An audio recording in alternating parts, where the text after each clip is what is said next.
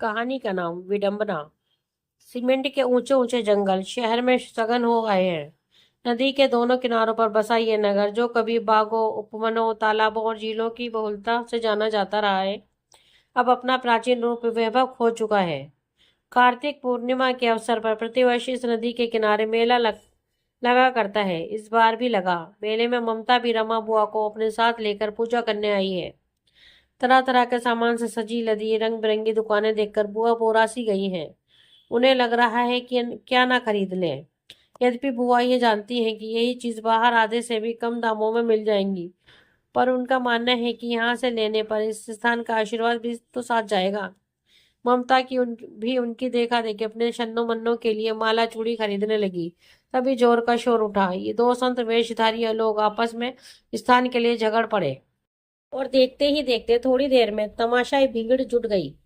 जो संत अभी अभी लोगों की श्रद्धा का पात्र बने प्रवचन दे रहे थे, उनका इस तरह झगड़ पड़ना कौतूहल मनोरंजन का विषय बन गया। ममता बहुत देख चुकी ऐसे नाटक नौटंकी। क्या पुजारी, क्या मुल्ला, सभी अपना हित साधते हैं और दूसरों को आपस में लड़ाते हैं। पहले जैसे दरवेश और संत ऋषि कहाँ रहे अब। ईश्वर तो सच्चे दिल की पुकार सुनता है। उसने वो सच्चे दिल से ईश्वर से जो मांगा मिला। किशोर, उसका पति, पिछले कई महीनों तक कितना बीमार रहा। उसे भल भल खून उगलते देख उसका जी कितना कच्चा हो गया था। टीवी बताई थी डॉक्टर ने, कितना इलाज करवाया, कितनी सेवा की उसकी तन मन धन से। अपने सारे जेवर, यहाँ तक कि सुहाग की निशानियां भी बेच दी। विश्वास नहीं था, फिर भी झाड़ फूक करवाई कि चलो ये भी करके देख लें। जिसने जो जो बताया वह सब करती चली गई, और अंततः उसकी तपस्या रंग लाई और उसका किशोर बिल्कुल ठीक हो गया। बल्कि अब तो वह पहले से ही कहीं अधिक स्वस्थ दिखता है। उसके भरे गुलाबी गाल, वह आंख भर कर नहीं देखती कि कहीं नजर न लग जाए। लोग उसकी प्रशंसा करते हैं, कहते हैं कि ममता सावित्री की तरह अपने पति किशोर को यमराज के मुख से वापस लौटा लाई है। उसका सम्मान सती नारी के रूप में बढ़ा। सुबह उठते ही यदि उसका मुंह देखो तो दिन अच्छा बीतता है, ऐसी धारणा फैल गई। अच्छे काम पर जाने से पूर्व लोग उसका आशीर्वाद लेने आते। किशोर भी अब उससे थोड़ा दबने लगा, और अब वह उसका थोड़ा बहुत ख्याल भी रखता। ईश्वर से ने उसकी लाज रखी। उसके दुख कष्ट भरे दिन बीत गए। ये सोच ममता ने अभिभूत हो कण कण में व्याप्त विज्ञात एक शक्ति को प्रणाम कर नदी का जल अंजूरी में भर माथे पर छुआ कर आचमन कर हाथ जोड़ दिए। पूजन अर्चन से निवृत्त हो ममता ने रमा बुआ को खोजा। वे अभी भी मेले में रमी उसकी रौनक में उलझी थी। ममता को घर लौटने की जल्दी हो रही थी, पर बुआ का मन अभी भरा नहीं था। अब चलो भी बुआ, बहुत देर हो गई, देखो तो सूरज देवता सिर पर चढ़ाए हैं। बुआ को मनाते समझाते उन्हें अपने साथ लेकर ममता अपने घरौंदे की ओर लौट चली। रमा बुआ की झोपड़ी पहले आ गई। उन्हें वहां छोड़कर वे अपनी झोपड़ी की ओर आगे बढ़ी कि उसकी प्रतीक्षा में आंखें बिछाए शन्नो मन्नो उसे दूर से देखकर उसकी ओर भागकर आती दिखी। अपनी बेटियों को देखकर ममता के कदमों में भी जैसे पंख लग गए। थोड़ी ही देर में शन्नो मन्नो दौड़कर उससे आ लिपटी। खरगोश से नरम एहसास से घिरी ममता ने प्यार से उसके लिए लाई चूड़ी माला दोनों को पहना दी, फिर प्रसाद दिया। तब तक किशोर भी आ गया। ममता ने उसे भी प्रसाद दी, उसके लिए लाई हुई जंतरी बाजू में पहना दी। सब बहुत खुश थे। ममता का किशमिश की भांति सूखता सांवला चेहरा दमक रहा था। धन्य उठी थी वह। झोपड़ी के बाहर लगे पौधे में वह नन्ही चुलबुली चिड़िया कीड़े खोज रही थी। किशोर छप्पर को ठीक से बांधने में लग गया, और वह भी मुग्धा नायिका की भांति उसका हाथ बटाने कद्दू तोरई की बेलें अपने खुरदरे हाथों से चढ़वाने लगी। चारों ओर फैली गंदगी में भी जैसे फूल ही फूल खिल आए थे। वातावरण में पसरे शोर के बावजूद कानों में मधुर संगीत गूंज उठा था। मन की सौंदर्य यदि कोई देख पाता तो ममता सी मन भावन पत्नी की चाहना हर कोई करता। तभी इन पलों का सम्मोहन एक झटके से टूट गया। एक लंबी छरेरी खूबसूरत घबराई सी औरत उससे आ लिपटी। इस अप्रत्याशित धक्के से अपने परिवार में मगन ममता संभलते संभलते भी लड़खड़ा गई।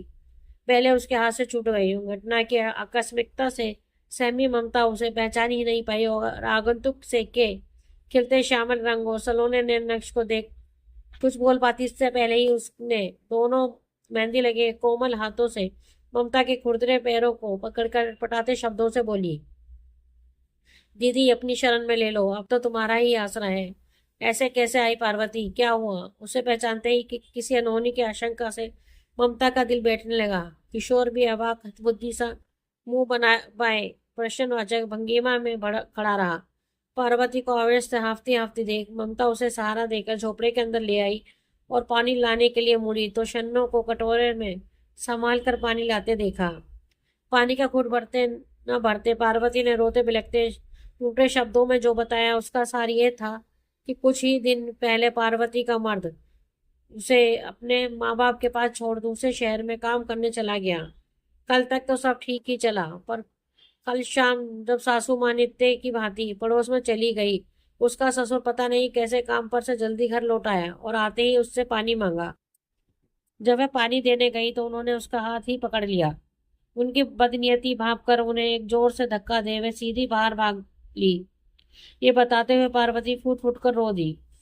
सुंदर होना भी अभिशाप है। पार्वती के इस दारुण दुख का कारण भी यही है। पार्वती का भोला मुख और रोने के से गुड़हल सी लाल और सूजी आंखें देख द्रवित हो ममता ने पूछा, पर तू यहाँ तक आई कैसे? तुझे अकेले बाहर निकलते डर नहीं लगा? कहीं कुछ हो जाता तो? ना दीदी, डर तो अपने ही घर में लगा, तभी तो अपनी लाज बचाने के लिए घर छोड़कर बाहर भाग आई। पहले तो कभी अकेले घर की देहरी भी नहीं लांगी थी, पर उस वक्त इतना डर गई कि कुछ समझ ही नहीं आया, होश उड़ गए थे मेरे। बस फिर तुम्हारा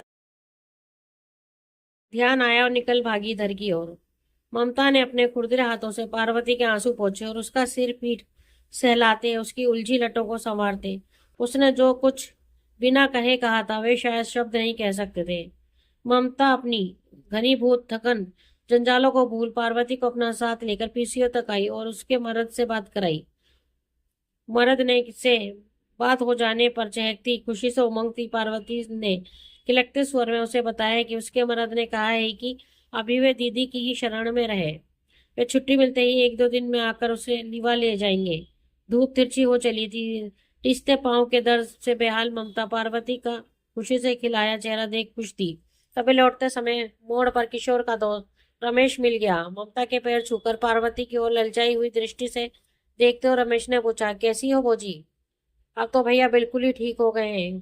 काम पर कब से चल रहे हैं? ममता उसे बताने लगी कि वे उन्हें कल से काम पर भेजेगी। तभी पार्वती की और रमेश की नरव्याग्र दृष्टि भाप उसे छिड़की देकर आगे बढ़ गई। सोचा, आदमी ऐसा क्यों होता है? कभी कभी उसे ऐसा लगता कि समाज को पतन के गर्त से बचाने की सारी जिम्मेदारी नारी जाति की ही है। झोपड़े पर पहुंचकर उसने फौरन चाय का पानी चढ़ा दिया। किशोर दुकान से डबल रोटी ले आया। मासूम बच्चियां बहुत भूखी थी। ममता अपने हिस्से का भी उन्हें खिलाकर किशोर को जरूरती हिदायत देकर पार्वती को लेकर चल दी अपने काम पर। और जगह तो आज उसने छुट्टी ले रखी थी, पर मेहंदी रत्ता मैम साहब के यहाँ जाना जरूरी है। मेहंदी रत्ता मैम साहब के यहाँ आज किटी पार्टी है। पार्वती साथ रहेगी, थोड़ा हाथ बटा देगी। यहाँ झाड़ू झोपड़ी में रमेश की दृष्टि देखने के बाद पार्वती को अकेली छोड़ना उसे निरापद नहीं लगा। पार्वती अचंभित है। मेहंदी रत्ता मैम साहब अपनी किटी पार्टी में मस्त हैं और साहब अकेले अपने कमरे में अपने कंप्यूटर और मोबाइल में बिजी हैं। तभी ममता ने कहा, जरा साहब को चाय दे आ। अपने में बिजी साहब चाय देने आई। ताजगी से भरी पार्वती को नजर उठाकर देखते हैं और देखते ही मुस्कुराकर उससे कुछ ऐसी हल्की बात कह देते हैं कि वे घबराकर फिर ममता के पास भाग कर आ जाती है। लौटते समय रास्ते में घिन पार्वती कहती है कि छी, इतने पढ़े लिखे आदमी पर नजरें बिल्कुल वैसी ही। ममता चिंतित है, पता नहीं कौन सी गृह दशा है पार्वती की। बार बार उन्हीं स्थितियों से दो चार होना पड़ रहा है। हम लोग तो ढोर डंगर का जीवन जीते हैं, पर ऐसी शानदार जिंदगी जीने वाले सफेद पोश लोग भी कितने ओछे होते हैं। पार्वती की इस टिप्पणी पर ममता मौन थी। पार्वती ने फिर पूछा, दीदी क्या सभी बड़े आदमी ऐसे होते हैं? नहीं, सब ऐसे नहीं होते, और अच्छे बुरे ओछे आदमी तो कभी भी कहीं भी हो सकते हैं। ममता ने अपना जीवन दर्शन भगारा, फिर कुछ याद कर दुखी हो आई। कहने लगी, जानती हो कुछ समय पहले यहाँ से थोड़ी दूरी पर एक साहब मेम साहब रहते थे, और साथ में था उनका एक नन्हा मुन्ना। दोनों ही एक दूसरे से बड़ा प्यार करते। अपने ही घर में एक बड़े कमरे में उन्होंने कोई प्रयोगशाला बनवाई थी, वहीं कुछ क्या करते हैं दोनों मिलकर। फिर एक दिन कहते कहते ममता का कंठ रुंध आया। मेम साहब प्रयोगशाला में कुछ कर रही थी। साहब बाहर चंदा देने वाले आए थे, उन्हें चंदा दे रहे थे। हम भी तभी काम करने पहुंचे कि अंदर से धमाके की आवाज आई और आग की लपटें। साहब बदहवास हो अंदर भागे। वहां सब धू धू कर जल रहा था। साहब मेम साहब और बच्चे को जलती आग की लपटों से खींच लाए थे, पर वे उन्हें बचा नहीं पाए। वे खुद भी बुरी तरह जल गए थे। काफी दिनों वे सदमे से बेहोश रहे। एक खूबसूरत प्यार भरा घर उजड़ गया। बाद में चलने फिरने लायक होते ही अपनी सारी धन संपत्ति महिला आश्रम और बाल आश्रम को दान कर जाने कहाँ चले गए। कुछ लोग बताते हैं शायद वैरागी हो गए हैं। ममता ने गहरी सांस ली, फिर कहा, उनके बारे में सोचती हूँ तो लगता है कि बड़ी भाग्यशाली हूं मैं। भगवान की कृपा से किशोर ठीक हो गया है। शन्नो मन्नो भी अब समझदार हो रही हैं। बातों में न समय का पता चला और ना ही रास्ते का। झोपड़ी आ गई थी। मेहंदी रत्ता मैम साहब ने काफी सारा खाना दे दिया था। चलो अच्छा ही है, कुछ बनाना नहीं पड़ेगा। सबने साथ मिलकर खाना खाया। रात गहराने लगी थी तो ममता ने झोपड़ी के अंदर ही कि शन्नो मन्नो के साथ पार्वती के भी सोने की व्यवस्था कर दी। वे और किशोर बाहर खुले में सो जाएंगे। खुले में उसे अच्छा लगता है। किशोर से बोलते बतियाते हुए जाने कब वह सो गया। एकाएक किसी ने उसे झिंझोड़ कर उठा दिया। प्रकृतिस्थ हुई तो पाया थर थर कांपती पार्वती उसके कान में फुसफुसा रही है, अंदर कोई नरपिशाच है दीदी। ममता झटके से उठी, डिबरी जलाकर पूरे झोपड़े में देखने लगी। कनस्तर और संदूक के पीछे भी देखा, कहीं कोई नहीं।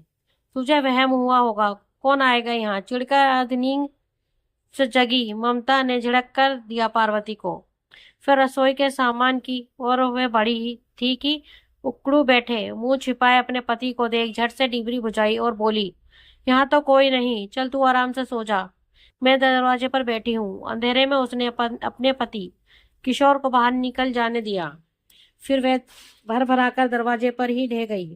दोस्तों, आपको हमारी कहानी कैसी लगी प्लीज कमेंट में हमें जरूर बताएं। ये कहानी आपको पसंद आए तो अपने दोस्तों के साथ शेयर करें और हमारे चैनल को लाइक एंड सब्सक्राइब करना ना भूलें।